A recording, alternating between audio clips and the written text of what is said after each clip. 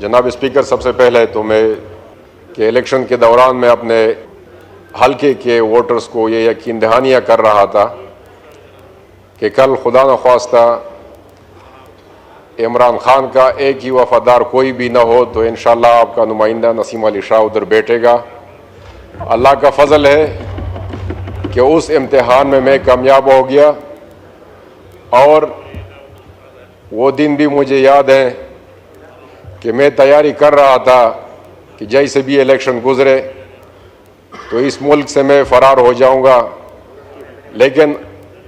अल्लाह ताला ने हालात बदले और कम से कम हमारे सूबे तक लोगों ने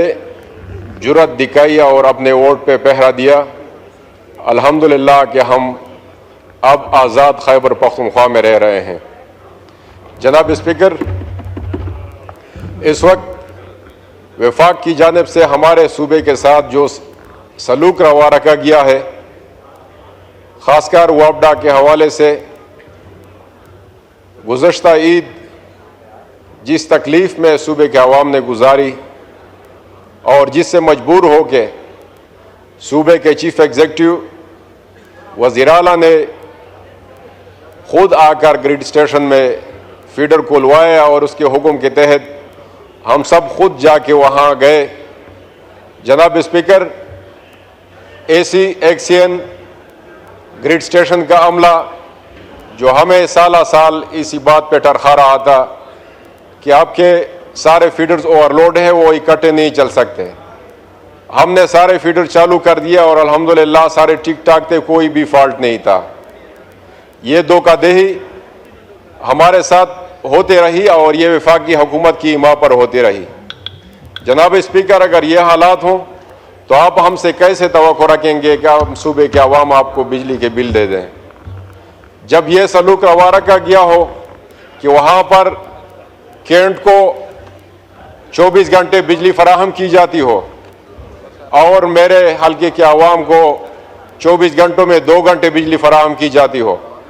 तो फिर हम कैसे उम्मीद रखेंगे कि वापडा दुरुस्त होगा और अवाम जिद पे नहीं आएंगे। इसके साथ जनाब स्पीकर, मेरे बन्नू के ज़िले के साथ जो ज़्यादती हो रही है, ग्रिड स्टेशंस 3 ग्रिड स्टेशन से हमें बिजली सप्लाई की जा रही है, लेकिन तीनों इंतहाई ओवरलोड हैं। 10-15 साल से वापडा ने खुद ग्रिड स्टेशन का कहा है कि हम ज़रूरत है और हमें लगाना चाहिए, लेकिन अभी तक उसके लिए फंड्स एलोकेट नहीं किए गए। जनाब स्पीकर, इन हालात में जब पाकिस्तान एक तरफ बदअमनी का सामना कर रहा है, दूसरी तरफ बेरोजगारी का सामना कर रहा है, इन हालात में मेरे बन्नू के कुछ दोस्त अपने ही खर्चे पे अब खुद फैक्ट्रियां लगाने के ख्वाहिशमंद हैं और उसके लिए पेमेंट करके फीडर्स मंजूर करने की दरख्वास्तें लिए घूम रहे हैं, लेकिन ग्रिड स्टेशंस पर लोड इतना ज़्यादा है कि वहाँ पर नया फीडर नहीं लग सकता। तो इन हालात में हमारा मुल्क कैसे तरक्की करेगा। जनाब स्पीकर, हमारा बन्नू ये कोई आम ज़िला नहीं, अफगानिस्तान के लिए गेटवे की हैसियत रखता है। हमारे तिजारत का सारा दारोमदार, हमारे लोगों के रोज़गार का सारा दारोमदार ये अफगानिस्तान के खोस्त रीजन पर होता है। तो हमारे बन्नू में ये हालात है, हम वहाँ कैसे सामान एक्सपोर्ट करेंगे, हम खुद पैदावार कैसे जारी रख सकेंगे। तो मुतालबा है मेरा कि ग्रिड स्टेशन पर फौरी काम शुरू किया जाए और सूबाई गवर्नमेंट ने बन्नू इकनॉमिक जोन जो कि रेडी है, उसमें 150 के करीब प्लाट्स अभी रेडी है, लोग तैयार हैं उसमें इंडस्ट्रीज लगाने के लिए, लेकिन वापडा की तरफ से उनके लिए अलग ग्रिड स्टेशन के हवाले से फिर भी वही जो ब्यूरोक्रेटिकल टेक्टिक्स है वही इख्तियार किए जा रहे हैं और वहाँ पर अभी तक ग्रिड स्टेशन नहीं लगाया गया।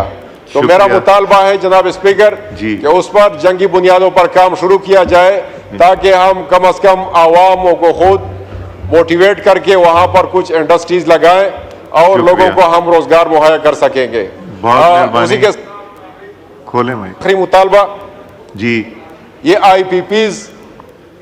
और रेंटल पावर मंसूबे,